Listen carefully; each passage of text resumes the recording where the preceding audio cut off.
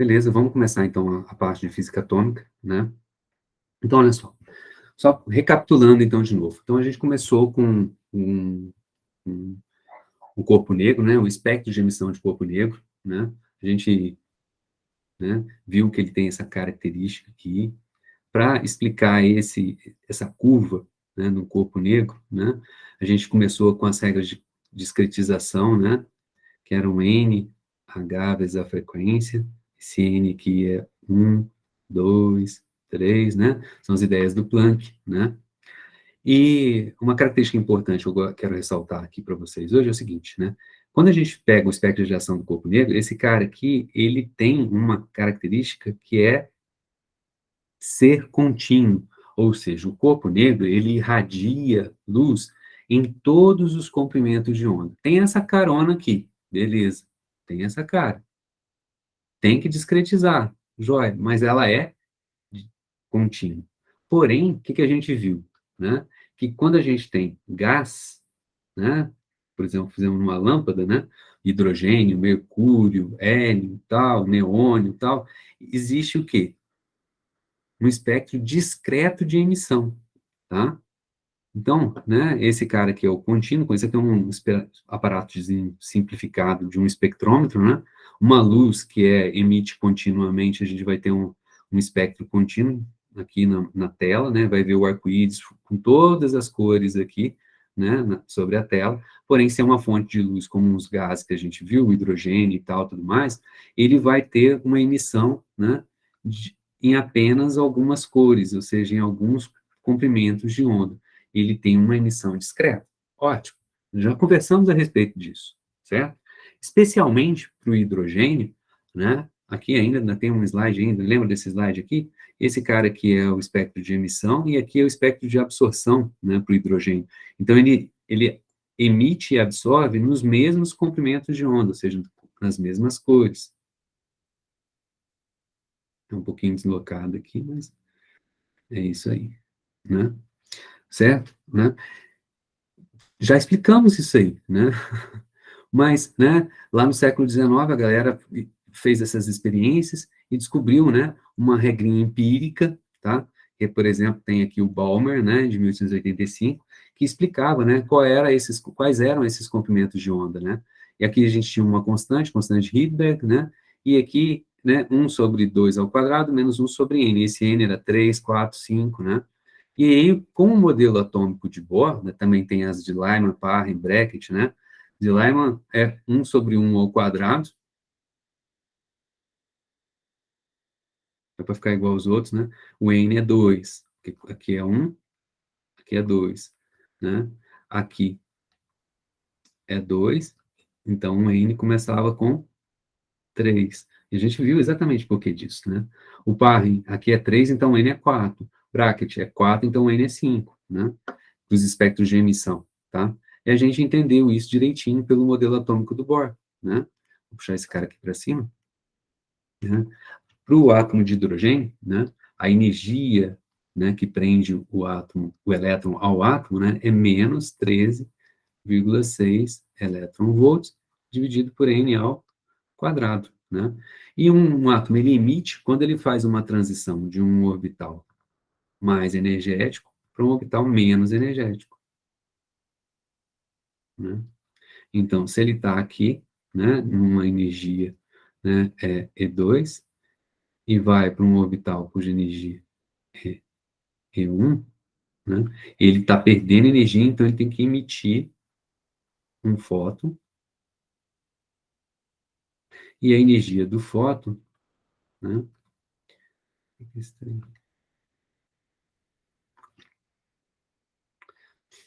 é exatamente o quê? Por conservação de energia, a energia que ele tinha, menos a energia, já acho que é isso aqui.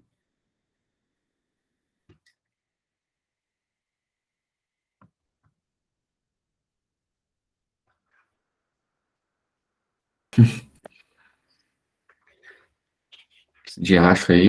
É, Foi bem bem simples. interior. Né? Então, E2 menos E1, né? Não vou focar aqui. Aí, ó, eu tenho hora que eu preciso do meu computador de 2015, cara. Tem hora que eu preciso dar uma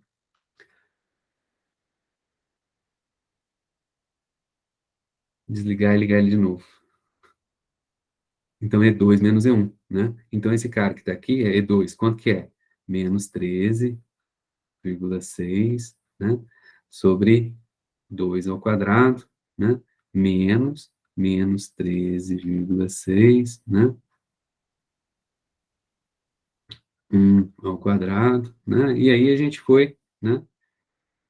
Abrindo esse cara que está aqui, a gente consegue colocar 13.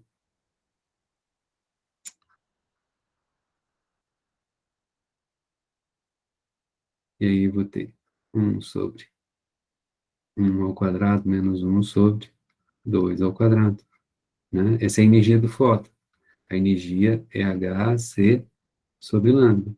Então, 1 sobre lambda é igual a 13,6 sobre HC.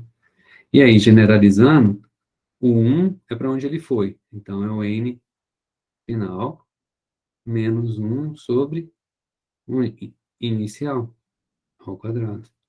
Então, se eu estou indo para o 2, o início tem que ser energia mais alta. Então, esse cara tem que ser 3, 4, 5, 6. Se o meu final, eu estou indo para um orbital menos energético, 5, então tem que ser transitar de cima, né? Então, se eu estou indo para o 5, eu tenho que vir do 6, do 7, do 8, aí eu explico direitinho, né? Todas as séries que se observam. Joia? E isso através do modelo atômico do Bohr. E ele é super, né, tem muito sucesso, porque quando a gente pega e faz essa continha aqui, a gente obtém exatamente a constante de Hilbert, né? Tá aqui. Opa, legal. Mas como eu falei para vocês, né? O Bohr, ele pega e faz a engenharia reversa. Ele sabia de tudo isso, tinha que dar esses valores, por isso que ele constrói a ideia dele, né? O modelo atômico dele, né? Para bater com os resultados experimentais. Beleza. Ótimo. Pô, velho, tá ótimo, né? Tá resolvendo? Não. O modelo atômico do Bohr, ele é um pouco limitado, né? Ele é um modelo muito simples, né? Como eu falei para vocês no comecinho da, do outro tópico, né? O modelo atômico de Bohr, ele falha para átomos mais complexos, ou seja, maiores, né? Não prevê a diferença de intensidade entre as linhas, né? As linhas que eu digo é aquelas linhas lá do espectro discreto, né? Não prevê, né, efeitos como o efeito Zeeman, né?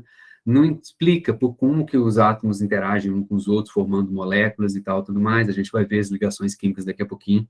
O próximo tópico, né, depois da física atômica, são ligações químicas. A gente vai ver como que as ligações químicas se dão, né?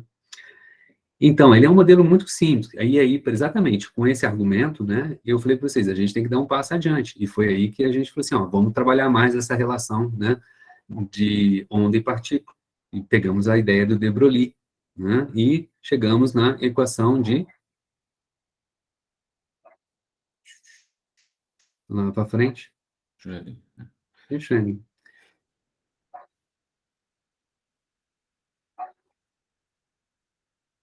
que é a que eu tenho que resolver, essa bonitona que está aqui, né? Isso aqui para uma dimensão, né? Para uma dimensão. Quando eu estou resolvendo um problema real, né? Claro que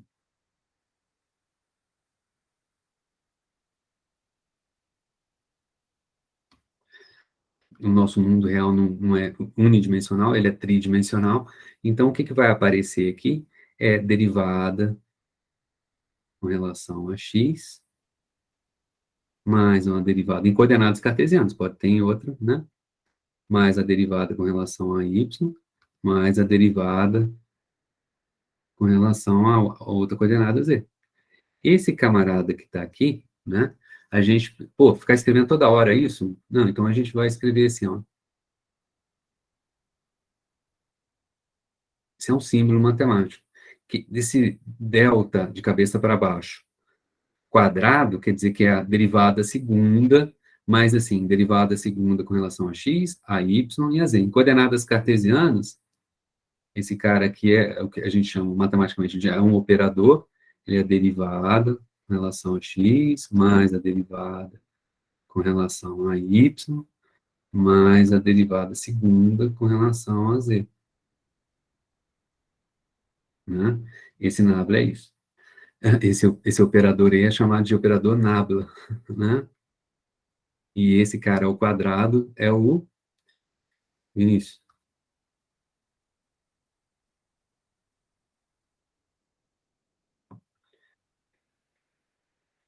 o Laplaciano, tá? E esse cara que tá aqui, operador nabla. Joia? Só para dizer isso, tá? Então eu vou expandir isso daqui, vai virar uma função psi de x, vai virar, na verdade, uma função psi de x, y e z. Claro, é complicado, vai ficar grande, tal, mas é assim que a gente tem que seguir o barco, né?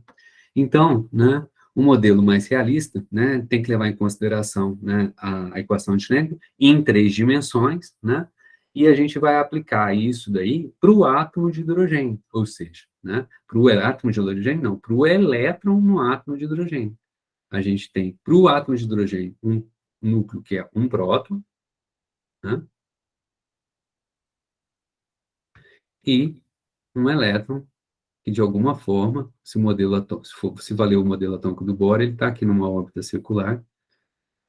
O modelo atômico do Bohr é tão irrealista que ele propõe que as órbitas sejam circulares por uma força central. Não pode ser isso, né? E esse cara aqui, né, é o elétron. O elétron interage com o próton no núcleo, né? É uma interação elétrica, né? Então, tem uma energia potencial, né? Que é a energia potencial elétrica, e ela é negativa, porque a gente lá de Física 3, a gente, lembrando aqui, K0 é uma constante de proporcionalidade, então vai ter a carga do um, a carga do outro, né, pela distância que separa os dois. Carga do elétron, menos E, carga do próton, mais E, e é 1,6 vezes 10 a menos 19 coulombs, então esse cara vai ficar menos E vezes mais E, menos E ao quadrado, sobre a distância, está separando os dois caras.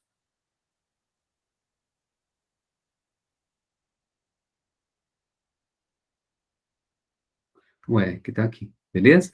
Então, o que eu tenho que fazer?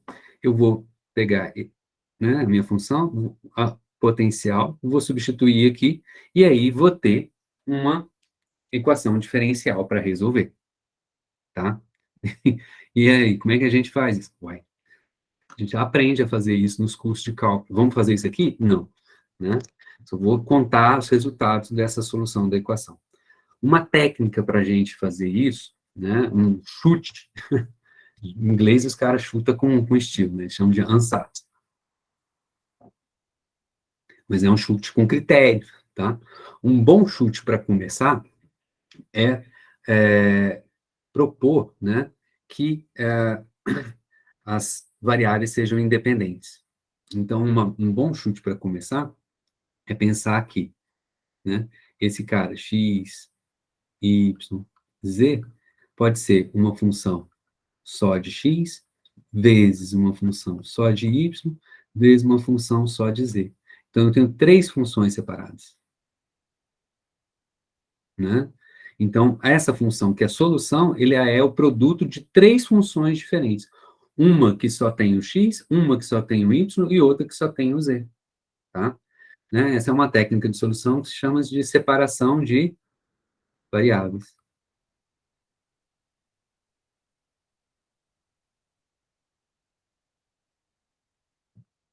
Na hora que vocês forem ler lá o livro, vocês vão ver isso, tá?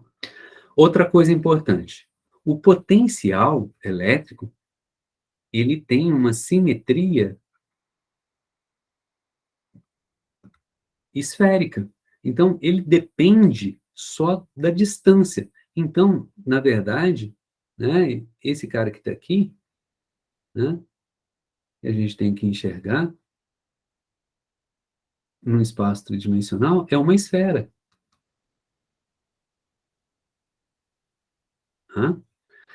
Então, o núcleo está aqui, o R, em qualquer ponto, né, distante R, dele vai ter a mesma energia potencial de interação com o próton no núcleo. Tá? Então, tem simetria esférica. Então, eu que sou macaco velho, já sei que é o seguinte, Como o potencial tem simetria esférica, então é melhor eu não usar coordenadas cartesianas. É melhor eu usar coordenadas esféricas. Em vez de usar x, y, z, eu vou usar r, θ e φ. R é a distância, é o raio, realmente, né? Θ é um ângulo, φ é um outro ângulo. Só para lembrar a vocês. Né? Então,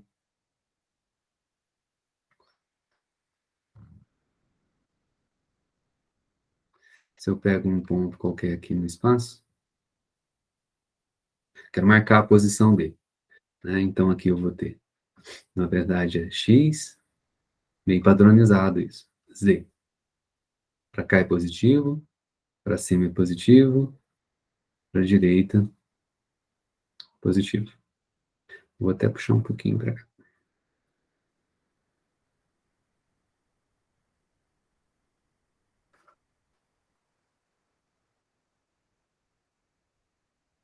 Então, quero marcar ele, marcar a posição dele. Então, eu vou usar 3 coordenadas.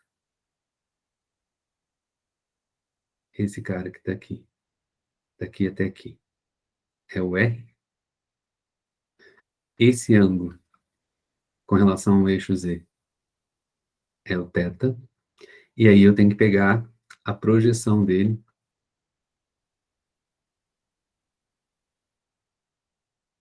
no plano XY. Então, aqui vai ter, né, um cara projetado aqui.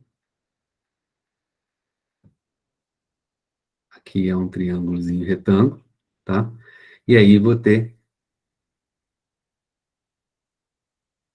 o meu φ aqui, tá? Então, é fácil a gente pegar as componentes, né?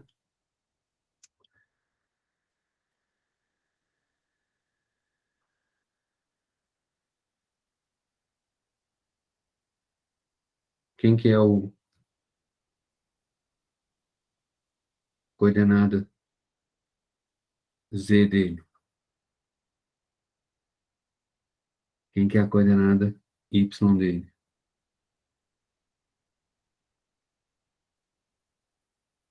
Quem que é a coordenada X dele? São as projeções, né? O desenho até que não ficou ruim, não? Então, olha só. Z é, que é um triângulo retângulo. R é a hipotenusa, né?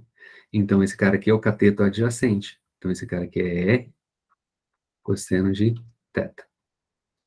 E esse cara que está aqui, ó, esse que está aqui, é esse que está aqui embaixo. Então, esse cara que está aqui embaixo, esse cara aqui é o cateto oposto a θ, é R seno de θ. Então, aqui embaixo tem R seno de θ, são iguais, né? Aqui é o ângulo φ. E aí, então, agora nesses triângulos retângulos que estão no plano XY, né? Então, x0 vai ser, agora a hipotenusa é R seno de θ. E o x0 é cateto adjacente. O triângulo retângulo está aqui.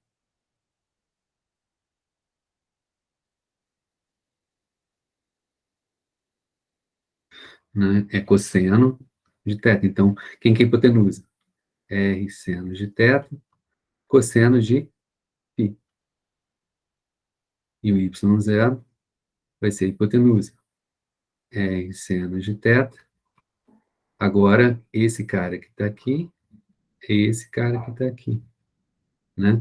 Esse é o cateto oposto, então é R seno θ, seno de φ. Só para lembrar.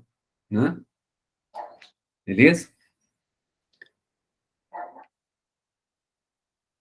Assim que a gente tem coordenadas θ e φ. Então, como esse cara tem coordenadas, tem simetria esférica, então é melhor colocar R, θ e φ. E aí, então, eu tenho que, usando essas relações matemáticas, né, escrever, tá lá no outro slide, escrever o operador Nabla e o Laplaciano em termos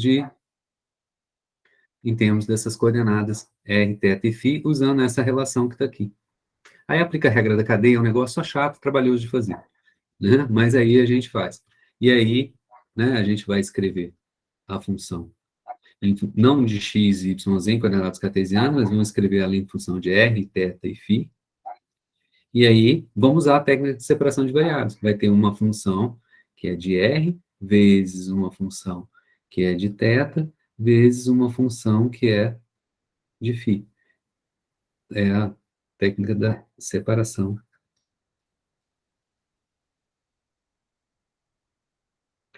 de variáveis. Ok? Estão acompanhando a ideia?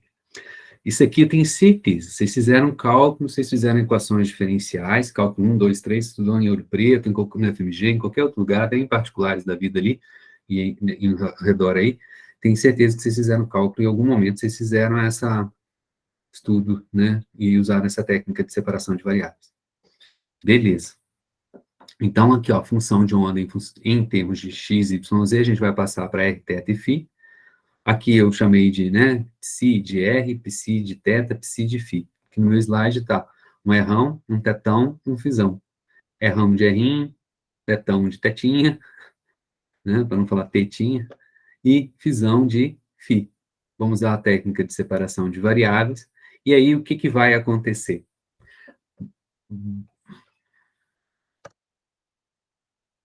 Esquematicamente, tá?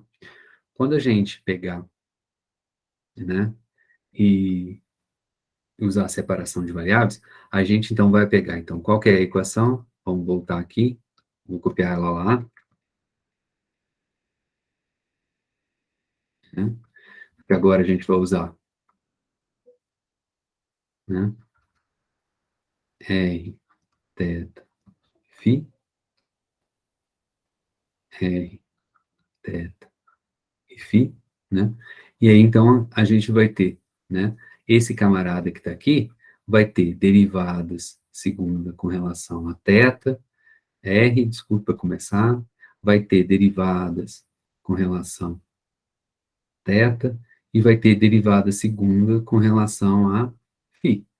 Quando esse camarada estiver derivando parte, né, do operador, estiver derivando em relação a R, agora a função, né,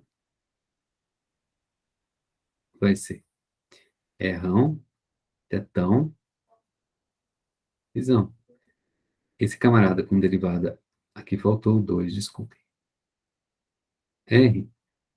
A função que é de θ e que é de φ, não tem R nela, então ele sai para fora. Θ, φ, e vai sobrar só D2R, dr2. E isso aqui vai ser igual para esse camarada, vai ser igual para o outro com separação de φ, né? Esse cara com derivada, né, de rão, tetão, visão com relação a θ. Então, agora, quem que sai para fora da derivada é R, φ, derivada agora de tetão. Né? O tetão, ele é mais bodoso, né, na verdade, né? Para não ficar igual.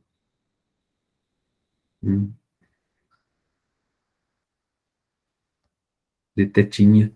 Tá?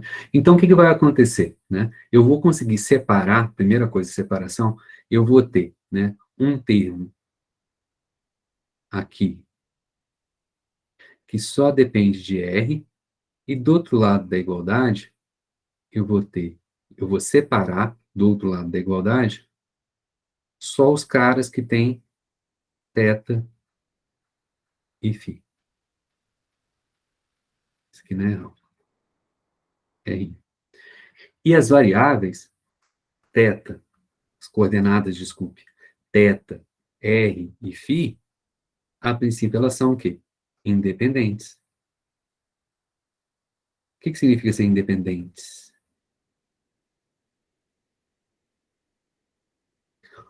Eu posso andar em R, vamos falar em coordenadas cartesianas que é mais fácil. Eu posso andar em X, né? Andar em Y e andar em Z, independentemente um da outra. Não estou amarrado. Se eu andar um pouquinho em X, eu tenho que andar um tanto em Y. Se eu andar um tanto em Y, eu tenho que andar um tanto em Z. Não está amarrado, elas são independentes. eu posso andar em x, em y e z, independentemente, né, das outras coordenadas, certo? E aqui vai aparecer, né, uma relação que diz que R tem que ser igual a θ e φ. Mas elas são independentes. Não pode ser, isso aqui, do jeito que está aqui, diz para mim que se você variar R, você tem que variar também θ e φ. Ou seja, vai dizer, está dizendo para mim que são, na verdade, o quê? Dependentes.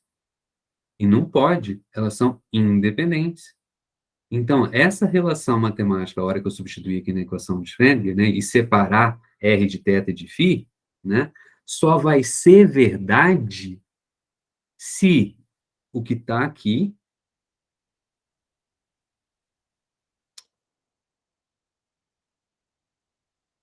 for constante. E quem está aqui também for constante. O que significa ser constante? Ué, ele é constante. Então, do lado de lá também tem que ser constante. Porque, do contrário, se esse aqui variar, o outro também tem que variar. E eles são independentes.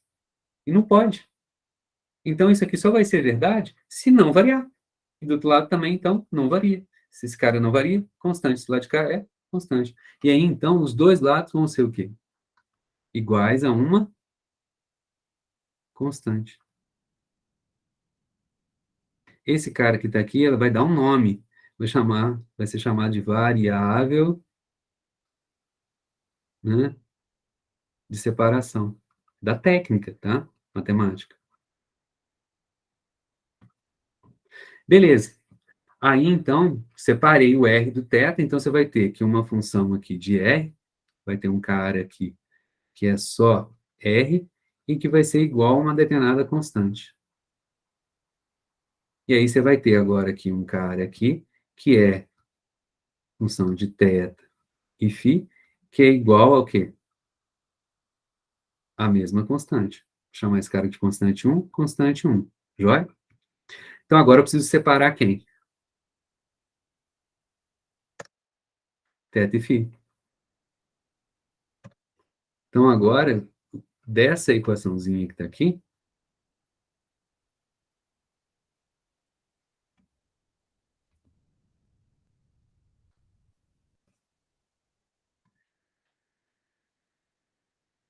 eu vou abrir ela em alguma coisa só de θ, igual a constante 1,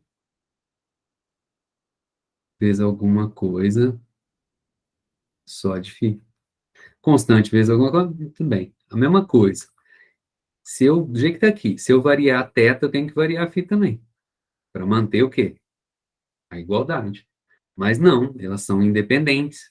Então, isso aqui só vai ser verdadeiro se ambos forem iguais a uma outra constante. Se esse cara aqui dividindo, né? Certo? E aí, então, esse cara aqui vai ser uma outra variável de separação.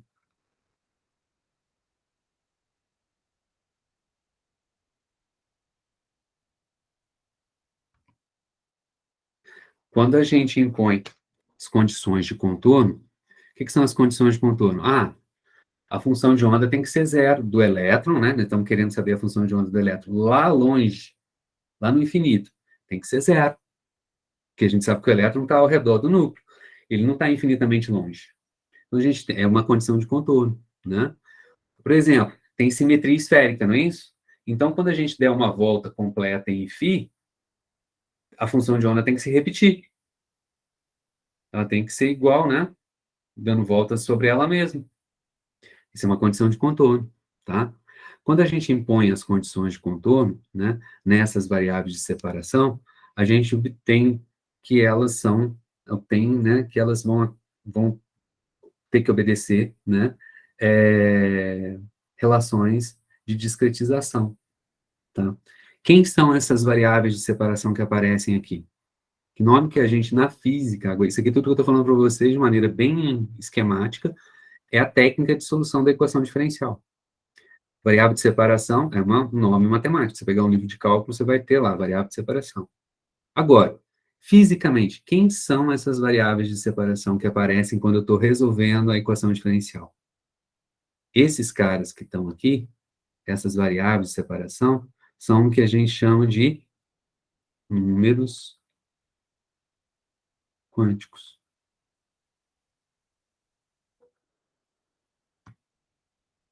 Tá?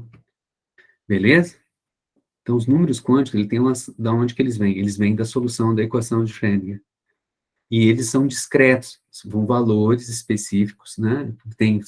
Vão ter valores específicos devido às condições de contorno que a gente precisa obedecer, tá? Por exemplo, quando que aparecem os modos normais de vibração na corda do violão? Quando a gente coloca as condições de contorno. A corda está presa aqui e está presa aqui. A onda só pode existir entre esses dois pontos. Ela não pode existir, a corda não vai além. Então, eu impus as condições de contorno. Nos contornos, né, a onda vai se refletir e aí vai interagir com ela mesma, né, fazendo uma interferência construtiva ou não, dependendo do comprimento de onda. Então, ela não vai mais poder vibrar com qualquer frequência, ou seja, com qualquer comprimento de onda. Ela vai ter que obedecer esses limites. Né? Essas são as condições de contorno. Quando eu coloco as condições de contorno, é que aparecem os modos normais de vibração, ou seja, quando aparece a discretização, os valores, né, quânticos, que é só um nome bonito para isso, tá? Então, eu pego as separações, né, fazendo uma técnica de separação de variáveis, vou, né, aparecendo essas constantes de separação, e depois, quando eu aplico as condições de contorno, elas vão obedecer regras de discretização, beleza? Quando a gente faz isso tudo, vocês vão ler, eu espero que vocês leem. O melhor livro para fazer essa leitura aí, nesse momento, é o do Tipler já, tá? Claro, faz uma primeira leitura no Zemansky, e aí depois pega o Tipler para poder aprofundar um pouco mais, tá? Quando a gente faz isso, né, aparecem então os números quânticos. Aquela primeira constante de separação lá, que eu chamei de constante 1, ela vai ser chamada de número quântico principal, tá? Vou usar minha canetinha mesmo. E a gente vai chamar ela de N, tá? Quando eu imponho as condições de contorno, quais são os valores permitidos para N? 1, 2, 3, 4, 5, 6, 7, 8. Ele é o mesmo N que apareceu aqui. Cadê? Eu coloquei no quadro, né? É esse mesmo N que está aqui, né? Por isso que a gente seguiu adiante chamando ele de I, tá? Aí, o que que acontece? Quando eu vou para a segunda variável de separação, já tem aqui a primeira. Então, a segunda, ela vai depender, né, da primeira. A primeira está embutida aqui no segundo passo, tá? Lembra que pego esse camarada aqui, passo ele dividindo e tal. Ah, você fala assim, não, eles estão, realmente, eles têm uma relação, né? Então, a constante, a segunda constante de separação, né, eu vou chamar ela de número quântico orbital.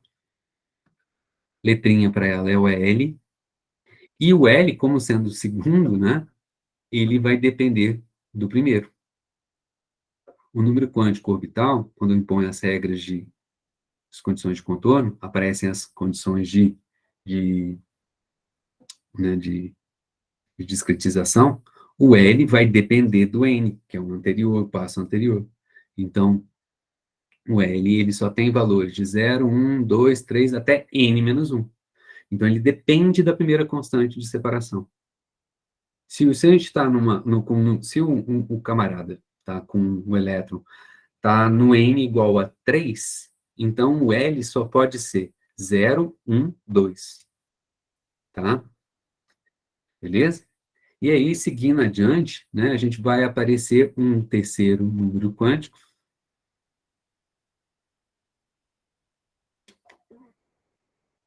que a gente vai chamar de magnético orbital, letrinha para ele, ML.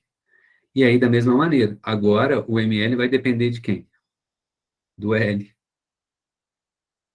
no anterior, né? E o ML, ele varia de quanto a quanto? Nossa, ficou muito ruim, cara.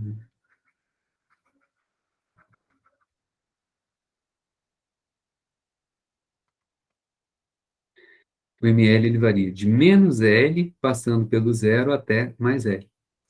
Por exemplo, se o L é igual a 2, então os valores possíveis de ml são menos 2, menos 1, 0, 1 e 2, ou seja, 5. Observe que é o seguinte, né? Dependendo do número de valores, né? Os números permitidos por ml, né? São 2 e 2L, na verdade, né? 2L mais 1. Sempre vai ter o mais 1, por quê? Porque passa pelo zero. Então, sempre vai ser um número ímpar. Ele vai de menos L até mais L, com zero no meio. Então, menos L mais L, par, com esse camarada no meio, mais 1, vai ser sempre um número ímpar de valores, tá? Beleza? Estão acompanhando? Estão entendendo de onde que vem esse cara? Né? No livro vai estar lá resolvido, vai ter a solução dessa equação aqui, da maneira como a gente está fazendo aqui, em coordenadas cartesianas, não em coordenadas esféricas, né? Com esse chute aqui bonitão, né? De que separando em r, θ e φ, né? Não é tão fácil de resolver, não. Aliás, é fácil, é trabalhoso, tá? Beleza? Bom, seguindo adiante, então, né? Por que esse camarada chama principal? Por que esse camarada aqui é orbital, né? Vamos seguir adiante, né? O número quântico orbital, então, o L, né? Ele varia de 0 até n menos 1, né? Da solução da equação de Schrödinger, né? A gente descobre que ele está associado, o L está associado ao momento angular. O momento angular, lá em Física 1, final de Física 1. Esse cara que está aqui é a boa velha quantidade de movimento na rotação, para quem lembra do ensino médio.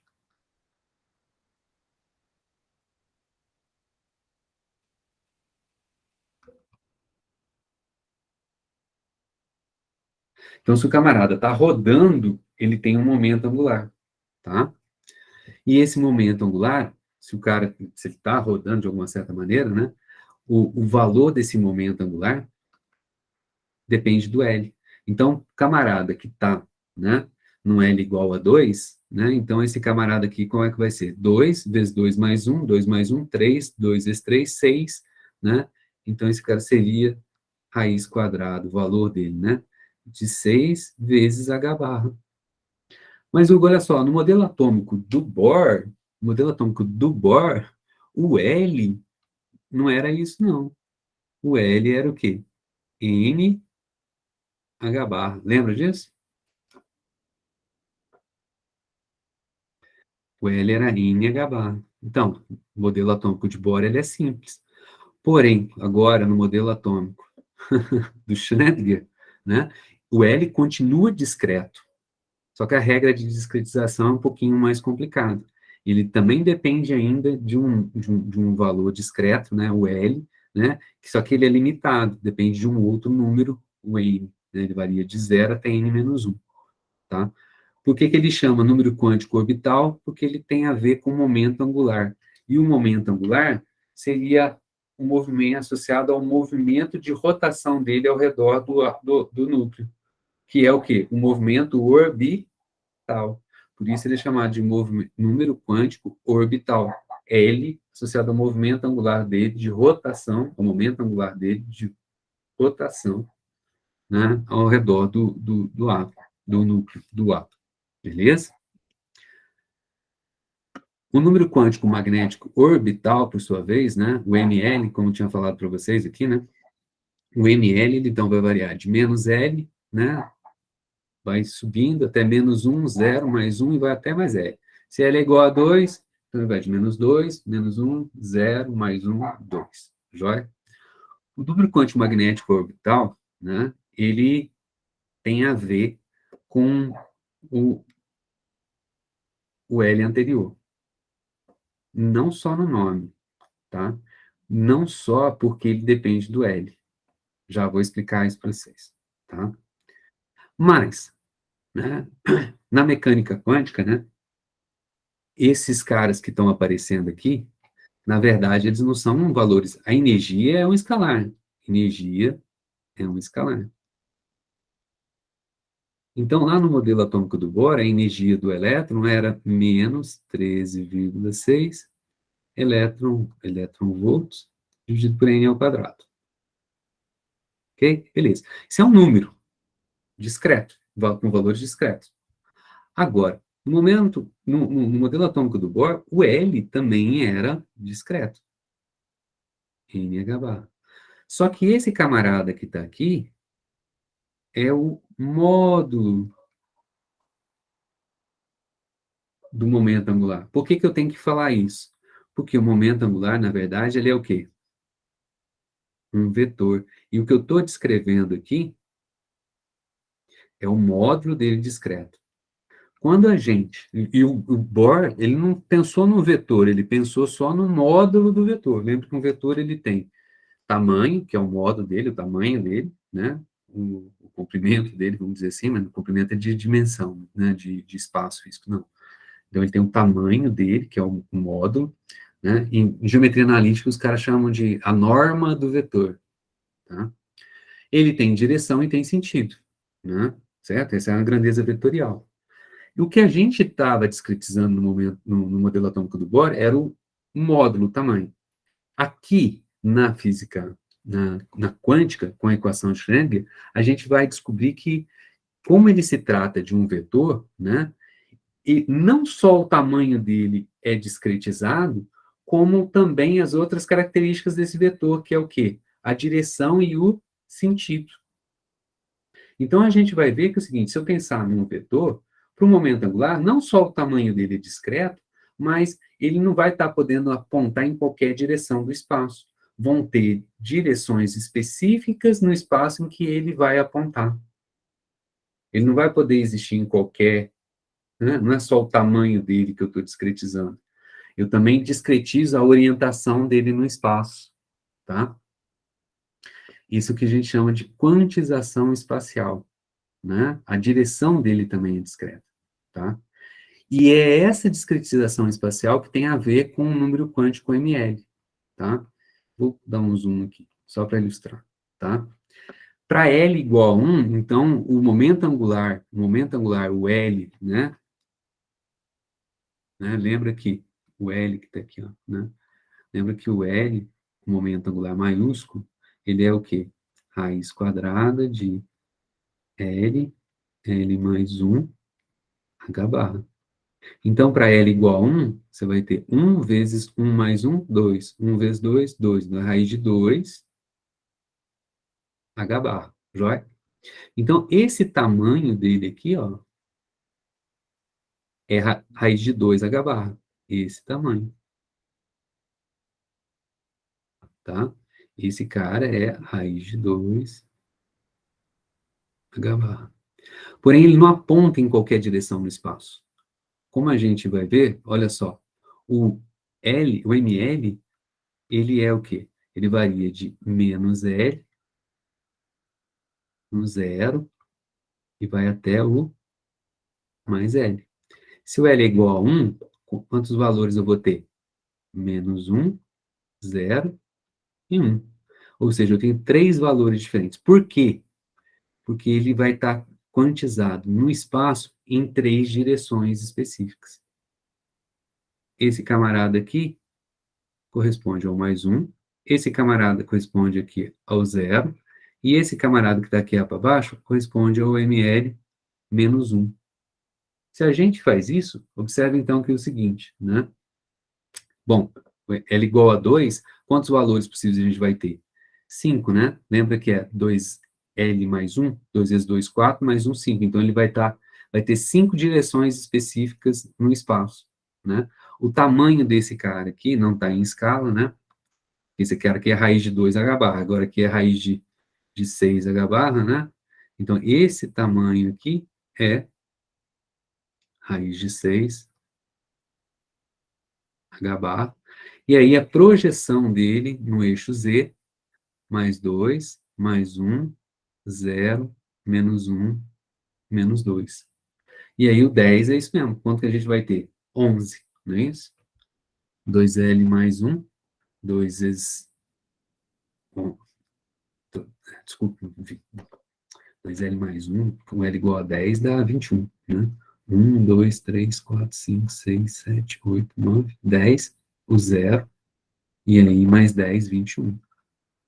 Então tem aqui, ó, todos esses caras, né? Até o menos 10. Essa é a característica do ML, tem a ver com a quantização espacial do momento angular. E mais do que isso, quando a gente está fazendo isso daqui, a gente está pegando o quê? A projeção, não é isso? Qual que é o problema? Qual que é essa história da projeção? Né? Então, a gente vai ter que a componente do L ao longo do eixo Z, ele vai ser ML H barra. Por isso eu tenho aqui, né? Quando eu projeto esse cara aqui, o tamanho dele era raiz de 6, desculpa, vamos pegar esse cara que está aqui melhor. Aqui era raiz de 2 H barra, e a projeção dele aqui é, na verdade, esse tamanho, então, que ele está dizendo para mim, esse cara que está vindo até aqui, é a componente LZ, a projeção dele, e o LZ é o quê? Mais 1 H barra, tá? É isso que ele está dizendo aqui. Aqui a projeção dele é 0, LZ igual a 0, e aqui a projeção dele é menos 1, porque se trata de um vetor. O menos é sentido, tá? Então, olha só, né? Então a gente tem os...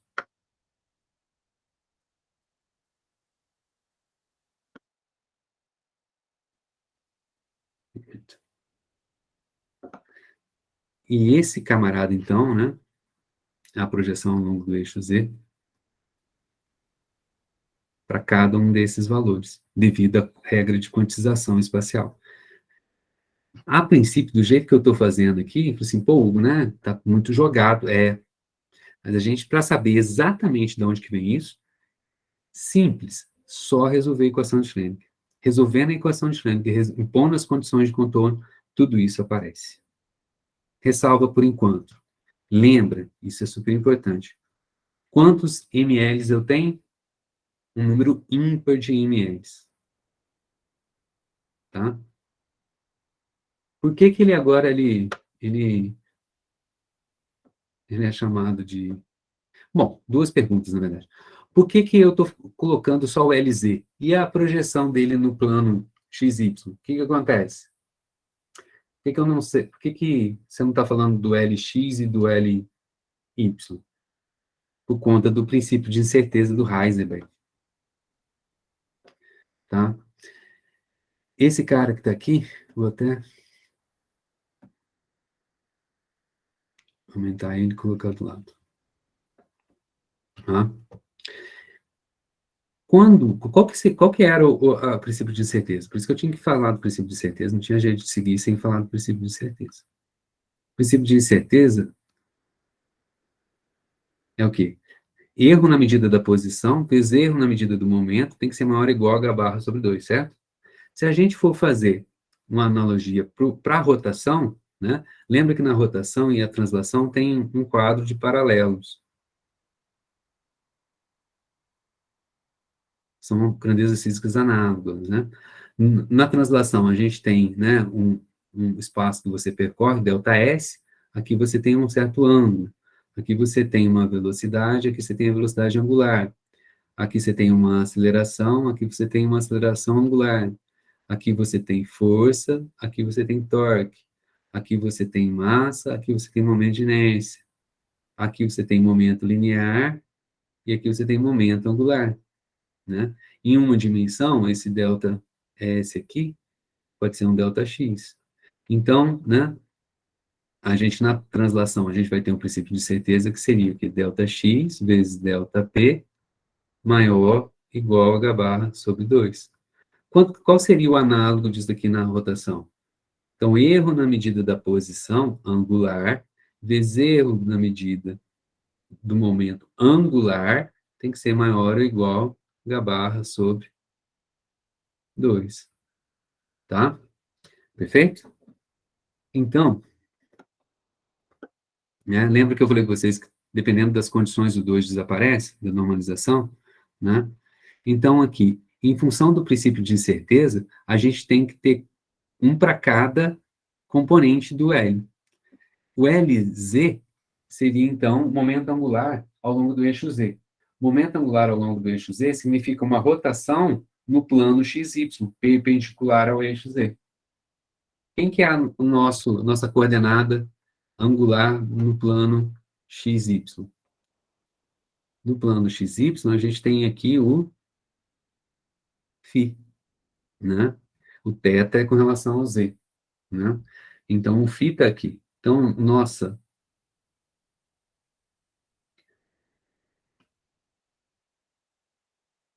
nosso princípio de incerteza vai ser medida ao longo do eixo Z tem que ser igual ao, desculpe, vezes, né? Tem que colocar aqui por 2, não faz diferença, tá? Vezes a medida na posição angular, tá? E aí, então, o que eu estou querendo fazer? Se eu estou dizendo para vocês que o LZ é MLH barra, então eu sei LZ, joia? Se eu sei LZ, eu sei qual é o ângulo, então eu sei. Se eu sei LZ, esse cara que está aqui é o quê? Zero.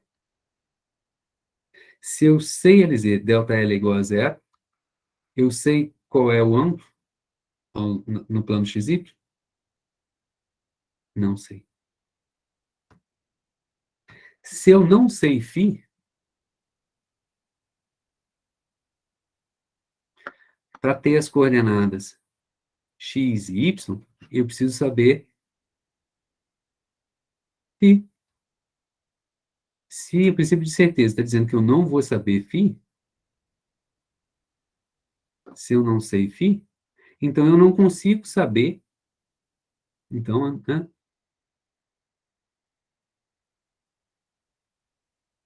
Não sei quem. Lx e Ly. Então é o seguinte, cara. Princípio de incerteza, para mim, vai dizer que eu só vou saber sempre uma única componente do momento angular. Eu nunca vou saber as três juntas. Eu não sei qual é, então, o momento angular. Só sei a projeção dele em um dos eixos. Só, devido ao princípio de incerteza. Por isso eu estou falando de Z. Agora, o Z é arbitrário. Eu poderia ter chamado Z de X. Poderia ter chamado o Z de Y, né? Do nome que dá para os eixos, é o que dou.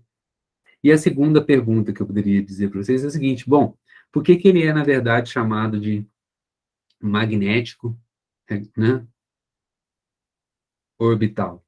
O orbital já ficou explícito, porque ele tem a ver com a projeção do momento angular ao longo do eixo Z. Já falei para vocês por que é só ao longo do eixo Z, porque devido ao princípio de incerteza de Heisenberg. Agora, por que ele é magnético? Aí é física 3.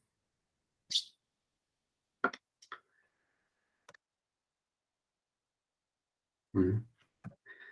Se a gente tem uma espira, vamos pensar que a gente tem uma espira de corrente, um anel de cobre, e a gente passa uma corrente elétrica nele, né? Se a gente faz isso, vou puxar esse cara aqui para cá, peraí.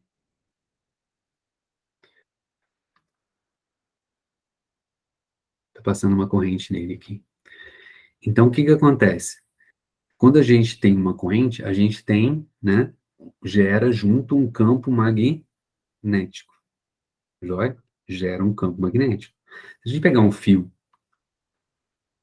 reto, transportando uma corrente, as linhas de campo magnético, vou colocar ela na vertical. Quem fez essa experiência para a gente foi o Faraday. Ele fez a seguinte experiência: colocou um fio compridão, embora, tá? Na vertical mesmo ele colocou, aí ele colocou aqui assim, ó, uma bandeja com um furinho no meio, aonde passava o fio. lá em 1830 e alguma coisa. Então, ele tem aqui né,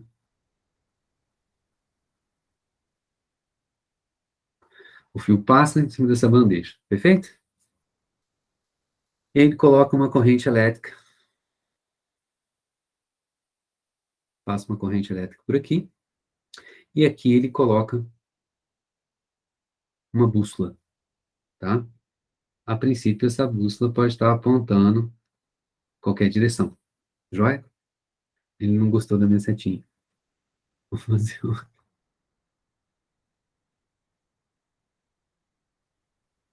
tá lá. E aí, o que que ele fez? Quando ele passa a corrente, né, gera um campo magnético e a bússolazinha deflete a agulha dela.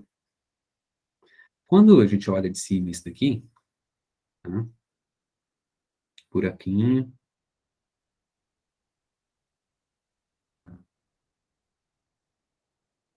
bandeja, fio, tô olhando de cima. Então, a corrente está saindo de dentro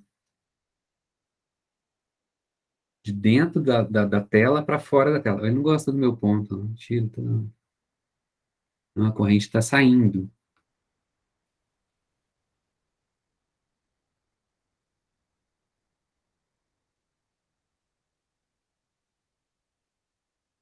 Da tela. O que que ele observa? Que as agulhas das bússolas vão fazer assim, ó. Ele vai colocando em diferentes posições ao redor do fio e vai vendo que a agulha vai defletindo dessa forma. Aí ele supõe que, né, ele cria essa ideia, o Faraday cria essa ideia, ele que inventa, né, não é um inventor propriamente dito, mas ele usa desse recurso de uma maneira muito caprichada,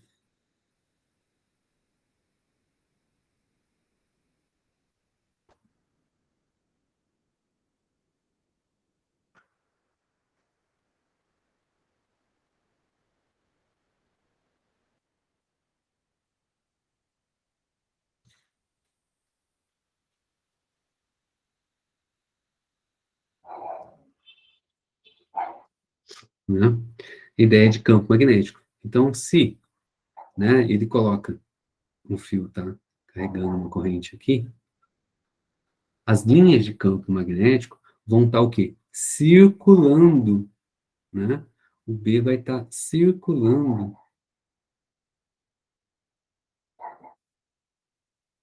o fio, né? Então, ele pega aqui linhas de campo magnético, vai estar circulando nesse cara, o cara que vai embora, né?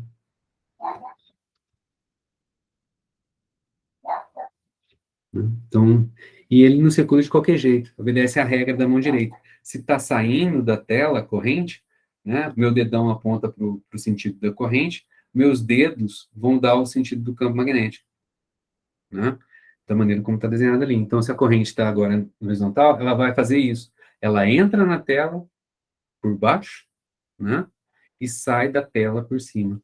Então, ele vai circular assim, né, joia. E aí, finalmente, eu comecei desenhando um anel, né? Mas agora sim a gente chega no anel. Se a gente tem um anel, o campo, né, vai estar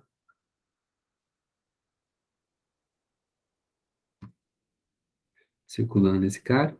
Então ele vai estar do jeito que eu estou desenhando aqui. Fora ele desce, dentro ele sobe, né? Então ele está subindo aqui, sai por fora, né? Ele sai de fora, desculpe, ao contrário, ele sobe aqui por dentro, desce aqui, né? Aqui ele está subindo e está descendo aqui. Subindo aqui, tá descendo do lado de lá. Tá subindo aqui, né, tá descendo lá do outro lado. Joia? Então, se a gente olhar do lado, de lado, né, a minha inspira,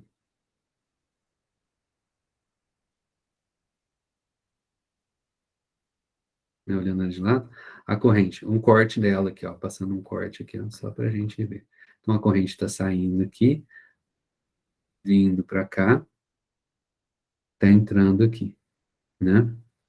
O que a gente vai ver é que vai formar um perfil de linha de campo, verdinho ainda, que vai ser isso, ó,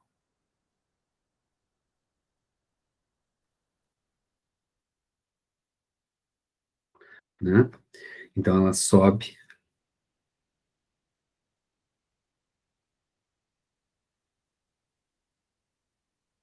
aqui. Essa cara desse campinho aqui,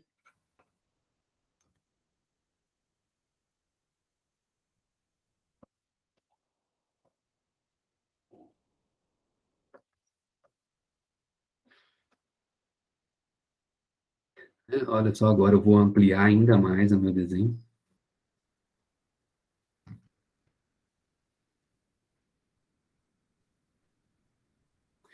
Saindo aqui, entrando aqui, aí as linhas de campo vão ser desse jeito.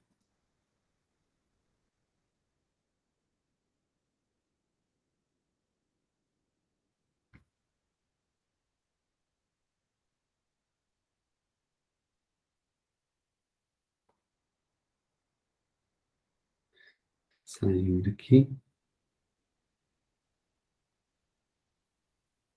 descendo aqui para fora, subindo aqui embaixo, descendo aqui fora, subindo aqui. Esse cara que está aqui, se a gente se afastar mais dele,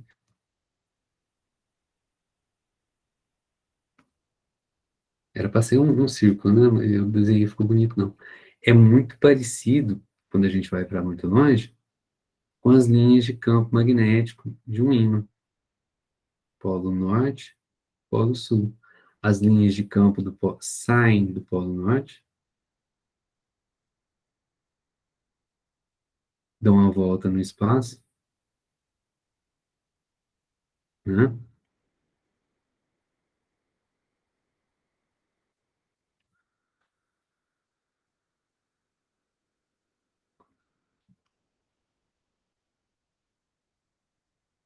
Saindo daqui,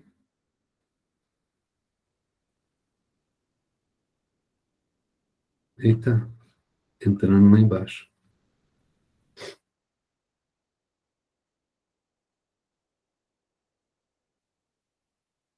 Então, as linhas de campo são similares.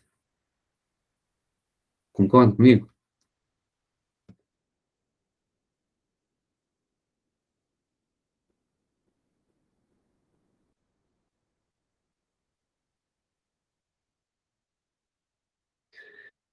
Joia? Então, um ímã, ele tem o quê? Dois polos. Em, em magnetismo, a gente vai dizer o seguinte, não existe um monopolo magnético. Na eletricidade tem um polo positivo e um polo negativo. Positivo e um negativo. Né? Se você pegar um ímãzinho e tentar quebrar ele, polo norte e polo sul, em dois pedaços, vai aparecer um polinho norte, polinho sul, polinho norte, polinho sul. Nunca dá para ter, certo? Então, esse é um dos problemas de assimetria das equações de Maxwell.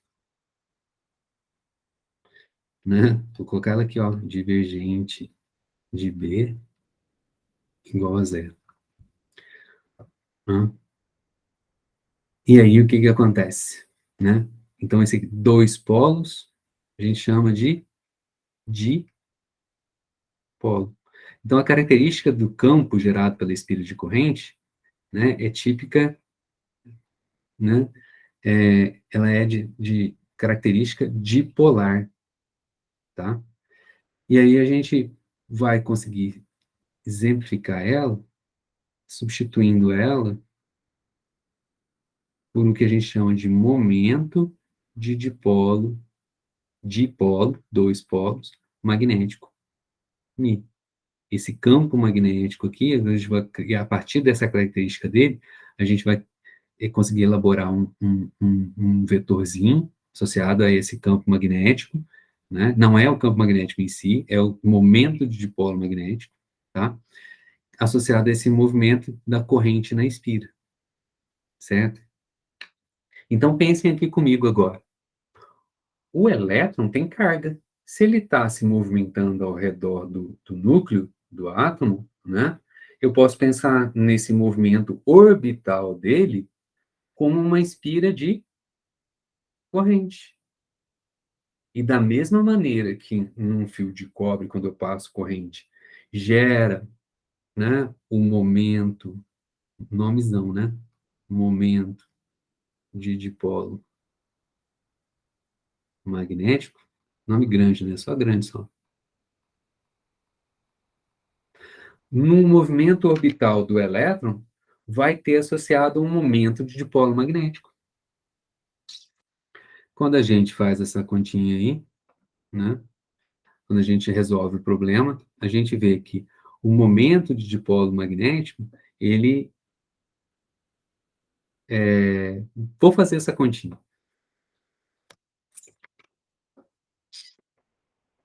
Para ficar registrado para a história, já que está sendo gravado, né? Se eu tenho aqui um próton mais E, e aí o elétron, vamos pensar que o elétron está no modelo atômico do Bohr. Raio circular. Então é menos E. Então ele tem uma certa... Está aqui, então ele tem uma certa velocidade, V, né? Então o movimento aqui. Ele está a uma certa distância, R, esse é o raio da órbita, joia? Né? O elétron, ele tem massa, joia? Tem velocidade, está um certo R, então ele tem momento angular, joia? Momento angular desse cara. E aí, né? O L dele, a gente já viu, né? Desse cara aqui, é M, que seria o análogo, né? Vamos fazer o análogo, tá aqui. P é igual a mv. Isso na translação. Na rotação, né? O L é igual ao análogo da massa, I, V, ômega. O I de uma partícula, né? É m r ao quadrado. E o V, desculpe, e o ômega está associado à velocidade de translação, né? Lembra dessa história aqui, ó. O arco e o certo ângulo delta θ se relacionam através do R. Delta S é igual a R, delta θ, divide pelo mesmo tempo, para manter a igualdade. Esse cara aqui é V, R, ômega. Então, o ômega é V sobre R. Substituindo todo mundo lá em cima, vai ficar M, R, V. Guardou. Joia? O momento de dipolo elétrico, desculpe, magnético, né, o Mi, quando a gente vai lá em física 3, né, ele é igual ao valor da corrente vezes a área da espira, né, vezes a área da espira. Então, a corrente, qual que é a área dessa espira aqui? Se o raio é circular, é R, né, esse cara aqui é π, R ao quadrado. E a corrente? Olha, depende da velocidade, né? A corrente é carga pelo tempo. Se eu paro por aqui, né?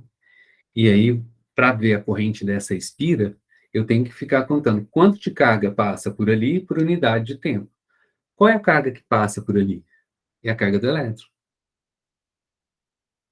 Só tem um elétron lá. Esse cara aqui é E. Em quanto tempo passa E? Depende do tempo que ele leva para dar uma volta. Quanto tempo ele demora para dar uma volta? Ué, vou apagar esse cara aqui, ó. Aqui é tudo rascunho. Velocidade é espaço dividido pelo tempo. Velocidade é o espaço que ele está percorrendo. Para dar uma volta, ele percorre quanto? 2πr, né? Pelo tempo que eu estou querendo, tempo que ele leva para dar uma volta. Então, o tempo que ele leva para dar uma volta, se eu for pensar no movimento circular que se repete, esse tempo aqui é o período. O movimento é periódico,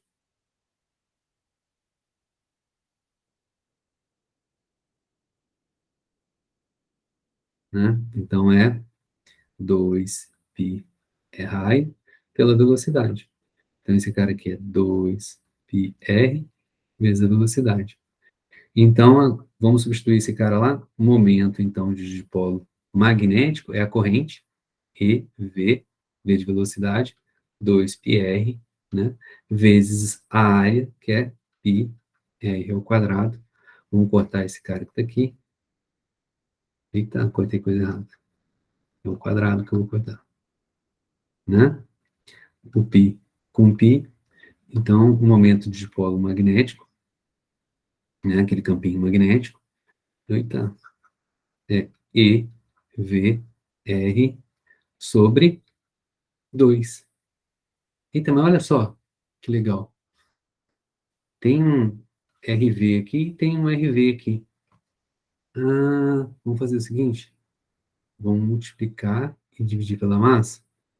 Então, o momento de dipolo magnético, aquele campinho magnético, pode ser E, MRV, vou colocar entre parênteses, dividido por 2 vezes a massa. Quem que é MRV? Momento angular, né? Então, é E sobre 2M, L. Olha só, escrevi o momento de dipolo magnético, μ, em função do momento angular. Se eu quero,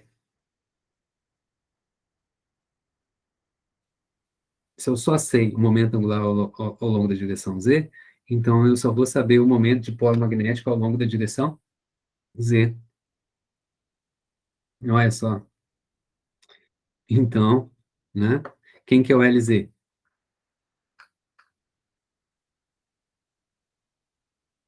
MLH bar. Se, né? O LZ, ML, H bar, então MZ vai ser E sobre 2M, H barra, M, ML. Esse ML é o quê? Discreto. O momento de dipolo magnético é também, então, discreto. Né? Sai discretizando tudo. Né? E aí, é verdade, ó, né? MLZ, né? Ele é menos ML, MIB. MIB é o nome que a gente vai dar para esse cara que está aqui. Vou chamar esse cara aqui de... Eu estou usando que modelo? De Bohr, não é isso? Vou chamar esse cara aqui de magneton. Olha que nome bonito, cara. Magneton de Bohr. Chama ele de MIB. E uma coisa que eu não coloquei aqui para vocês é o seguinte, né? Lembra que a corrente, na verdade, ela é no sentido contrário do fluxo da carga elétrica, né? A carga elétrica é negativa, os elétrons, a corrente sai do polo positivo e vai para o polo negativo da bateria. E os elétrons, pelo fato de ser convenção lá da época do Benjamin Franklin, né, o fluxo de elétrons ele vai do polo negativo para o polo positivo. Então, vai aparecer, na verdade, aqui um menos, né, porque se os elétrons estão com essa velocidade do jeito que eu estou colocando aqui, a corrente está onde? Está no sentido contrário. Então, por isso que vai aparecer ali um sinalzinho de menos, em termos do vetor. Tá? O Z é contrário, né? Por causa dessa convenção de sinal lá desde a época do Benjamin Franklin. Então, né? quando a gente joga os valores aqui, ó, para E é carga do elétron, 1,6 vezes 10 a menos 19 coulombs, né? 2 vezes a massa, 9,11 vezes 10 a menos 31 quilogramas. H/barra, 6,626 vezes 10 a menos 34 dividido por 2π. Joga todos esses valores ali e a gente obtém o valor do magneton de Bohr de 9,274 vezes 10 a menos 24, por conta da constante Planck, que é 10 a menos 34, né? Joia? Então, esse é o magneton de Bohr. Então, ml, né, o mi ao longo da, desculpe, o mi ao longo da direção z depende do ml. Então, por isso que o ml tem a ver, se chama de magnético orbital, tá? Agora, nos últimos minutos, são 4 os números quânticos. Já falei para você do N, o número principal, o orbital, que está associado ao momento angular, ou seja, a quantidade de movimento de rotação, que está associado, por sua vez, ao movimento orbital. Já falei do ML, que tem a ver com magnético orbital, porque ele está associado ao momento de polo magnético do movimento orbital, certo? Né? Já disse para vocês que só vou conseguir saber a componente ao longo da direção Z devido ao princípio de exclusão, não é isso? Desculpe, de exclusão. Eu já estou pensando lá na frente.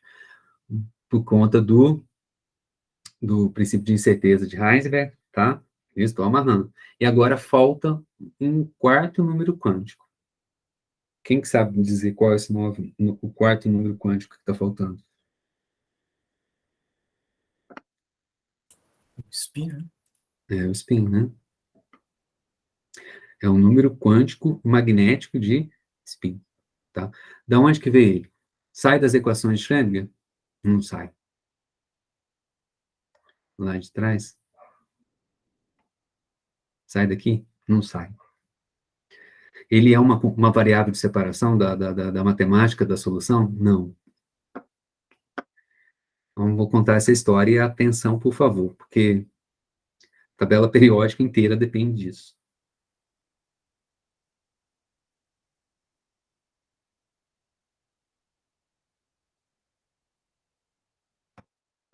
Em 1922, dois caras, o Stern e o Gerlach, realizaram a seguinte experiência. Ela vai comprovar para a gente, né, essa quantização do espacial do momento angular, tá? Isso saía lá das equações de Schrödinger, mas ninguém tinha ido lá e feito a medida, tá bom?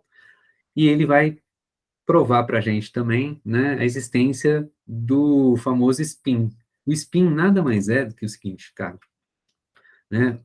O spin, ele é uma palavra muito volátil, assim, muito serve para muita coisa, né? Mas o que a gente vai ver aqui, por que a gente chama de spin? O spin em si, então tem o número quântico de spin, né? Tem, né? Por que ele chama spin? Porque ele está associado a um momento de dipolo magnético de spin.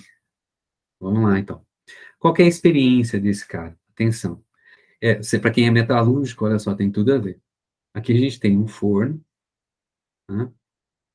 E aí ele vaporizava prata, funde prata e aumenta a temperatura a ponto de que a prata evapore.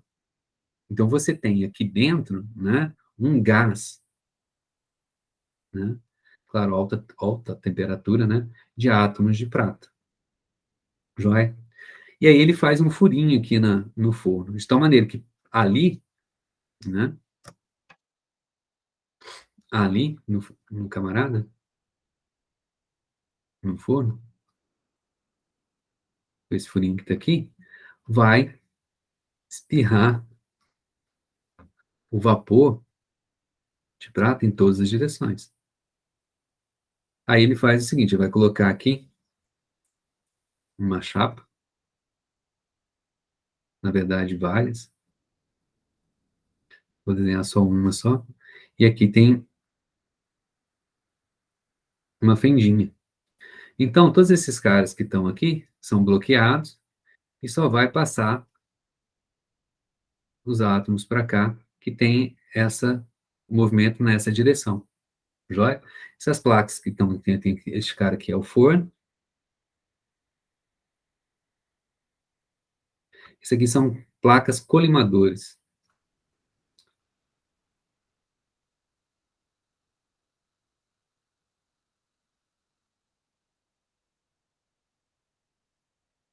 E aí ele vai colocar esse feixe que está vindo aqui de átomos para passar numa região onde tem um campo magnético. Só que ele constrói um campo magnético, um ímã, né? Polo norte e polo sul, né? Que tem esse perfil assim, para quê? Para criar aqui na região, né? Linhas de campo não homogêneas, né? Então você tem aqui um B que espacialmente ele não é homogêneo, ou seja, ele não é igual em todos os pontos do espaço. Por que isso? Então vamos ver aqui, né? Então tá aqui ó, o campo, né? E aqui, claro, ele vai colocar uma placa para onde esses íons vão bater, né? Então, nessa placa que está aqui, vai acumular ali, né? Uma vez ela limpa, vai começar a bater átomos de prata ali e vai ficar marcado ali, né? Uma região onde que esses átomos de prata vão bater. Muito tempo depois, né? Alguns anos depois, os caras repetiram essa mesma experiência, só que com átomos de hidrogênio, tá? Mas a experiência famosa é do Stern e do Gerlach. O que acontece com esse átomo aqui de prata? Qual que é a história desse átomo de prata aqui? O átomo de prata, vamos pegar aqui a tabela periódica,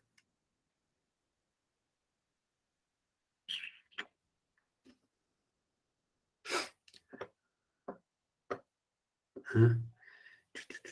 Prata. Então, aqui, ó, o número atômico dele é 47, a distribuição eletrônica dele, ó, né, que a gente aprende um pouquinho de química, né, 1s2, ele vai ter um elétron de valência.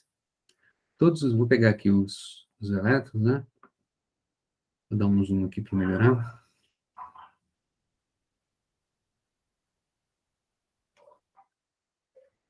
Você vai preenchendo 1s2, né? Então, olha só, reparem que todos os orbitais, 1s2, 2s2, 3 estão cheios, o 2p, 3p, o 4p, 3d, 4d estão completamente preenchidos. E só vai ter um elétron lá no finalzão, o 5s1. Quando você pega aqueles 47 átomos de prata lá e vai distribuindo, né?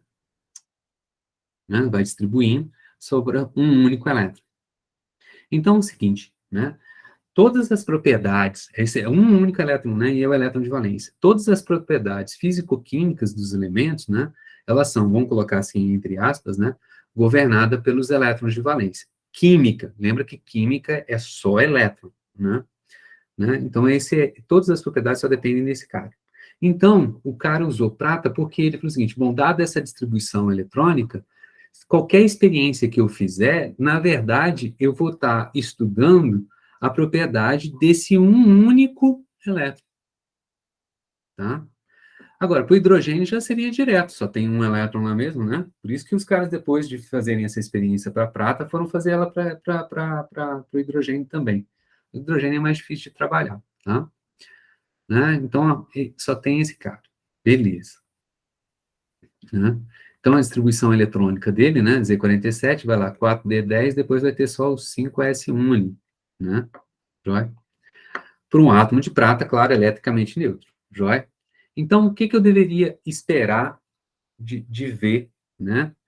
Ah, tá. O elétron, ele vai ter, né, tem um único elétron, esse elétron não está parado, ele está se movimentando ao redor do núcleo, daqueles 46 elétrons que estão ali fechados, né, em orbitais completamente preenchidos, né, você tem um elétron ali, ele está parado, ele não está parado, ele está movimentando. Então, ele tem o quê? Um movimento de rotação ali. Se ele tem um movimento de rotação, ele tem um momento angular. Se ele tem um momento angular, ele tem um momento de dipolo magnético, né? E os outros todos, né, que estão elétrons ali, também têm. Só que eles vão se somam de forma destrutiva, tá? Um spin para cima, um spin para baixo, em termos vetoriais, a hora que você soma os dois, se anulam. Então, líquido, eu só tenho o momento de dipolo magnético desse único elétron. E, portanto, né, o momento de dipolo ao longo da direção Z, líquido, é diferente de zero. Certo? Então, é como se ele fosse um ímãzinho, ele tem momento de polo magnético, né? Então, na hora que ele passa entre os polos do ímã aqui, né, entre os polos do ímã, numa região em que tem um campo magnético não homogêneo, né, não uniforme, ele vai sofrer a ação de uma força magnética. Tá? Física 3. Né? Vou aumentar aqui. Ó.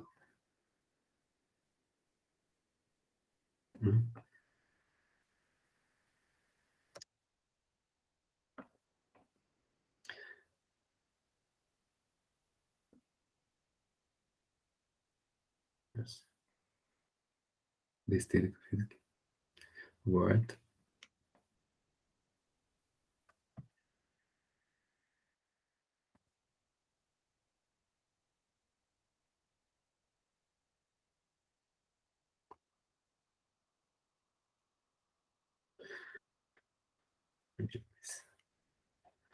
Né? Se a gente tem aqui ó, um polo norte e um polo sul, né? A força magnética, que nem... Essa é uma maneira da gente representar, né? O campo magnético vai exercer uma força sobre o polo norte e sobre o polo sul.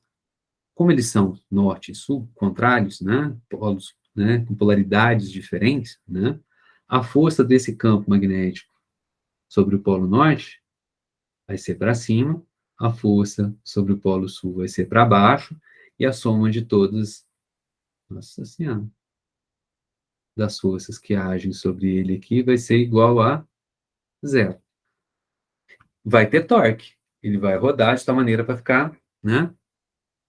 Ele tem um Mi aqui, um imãzinho, né? O Mi dele está aqui.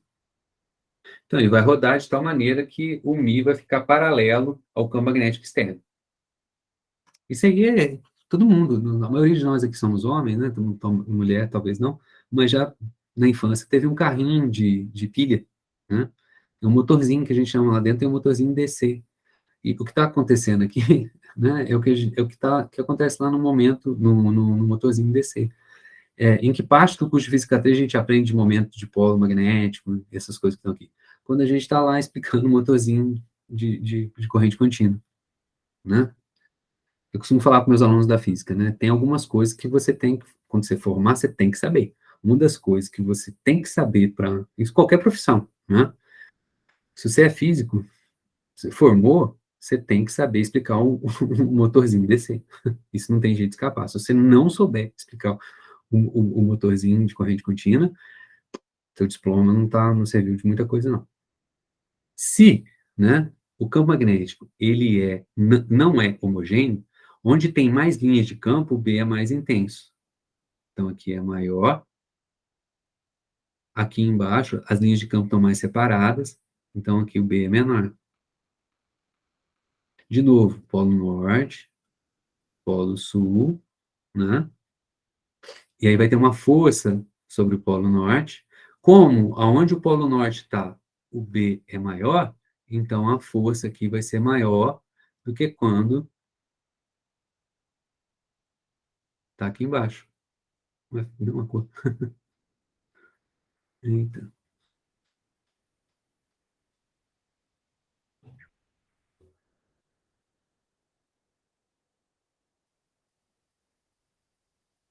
Daqui até aqui embaixo.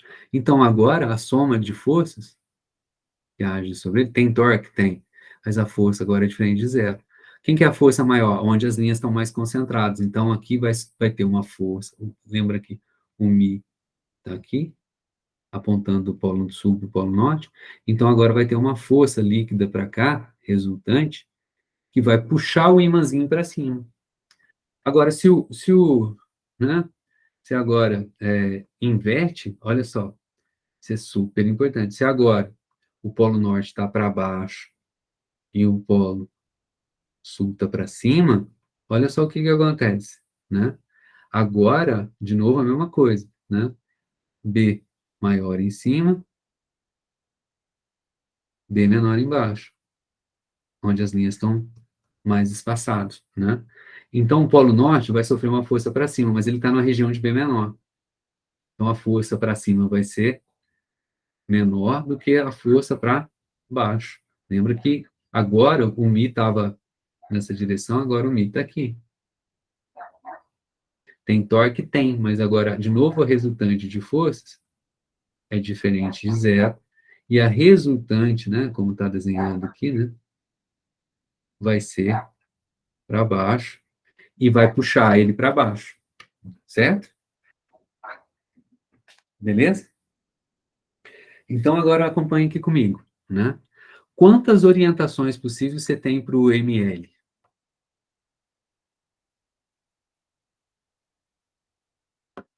O ML tem a ver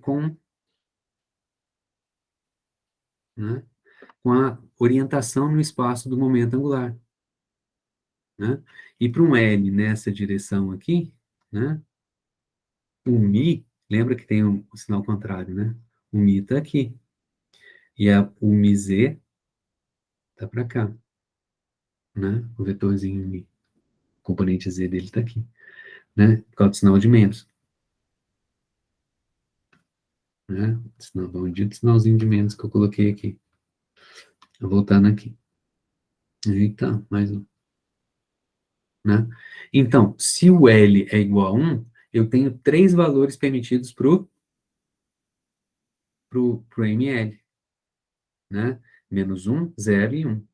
Então, eu vou ter o quê? 3 orientações do Mi no espaço. Eu vou ter 3 valores diferentes para o MZ. Se o L é igual a 2, agora eu vou ter 5 orientações no espaço. Vou ter 5 valores de... Mas o que é importante? Sempre vai ser em número quê? Né? Em número ímpar de orientações. No meu desenho que eu estou colocando aqui, né, se o campo, né, não é homogêneo, e a orientação desse camarada aqui, para cada orientação, você vai ter uma condição diferente e, né, uma força resultante diferente. Então, se eu tenho sempre um número ímpar de ml, lembra que o Mi, o momento de polo, né, ao longo da direção Z, não preciso colocar, né? Bom, se eu quiser colocar, eu posso colocar, né? Vai ser, quem que é? Ah, menos ml mb.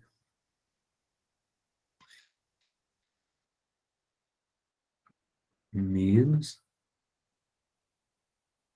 ml magneton de Bohr, ao longo da direção Z, né? Então, se esse camarada aqui for um número ímpar, quantos valores de mz de momento de polo magnético eu vou ter? Também é um número ímpar. Isso para um elétron, joia? Então, ele vai ter quantas orientações possíveis no espaço? Um número ímpar de orientações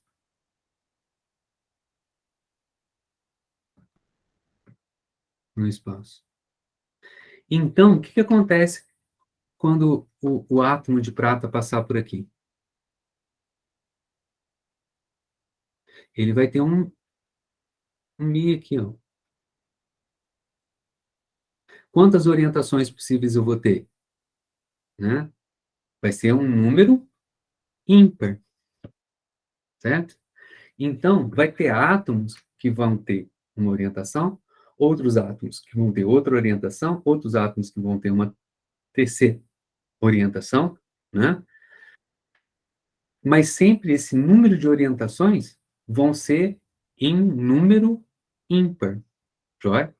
Então, para aquele cara que tiver uma determinada orientação, ele vai sofrer uma força para cima. O cara que tiver do outro lado vai sofrer uma força para baixo. O que vai acontecer com o átomo, com o feixe de átomos de prata na hora que ele passa por aqui? O feixe vai acontecer o quê? Vai se abrir num número ímpar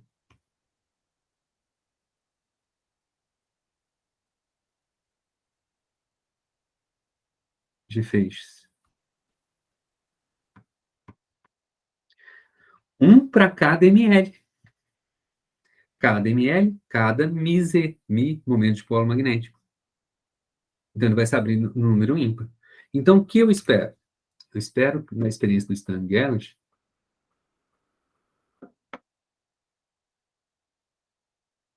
né, que aqui apareça o quê?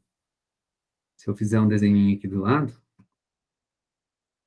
eu espero que ele, ou seja, só um feixe, ou apareça 1, 2, 3, ou 1, 2, 3, 4, 5, certo?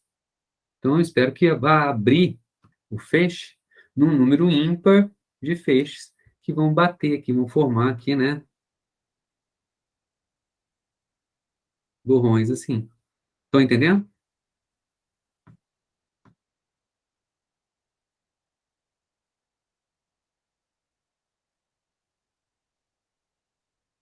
Inteligente, né? Fazer isso. Para testar essa propriedade aqui que está saindo das equações de Schrödinger. Legal. E aí, o que acontece quando você faz essa experiência? Quem sabe o resultado? Parece só dois, né? É,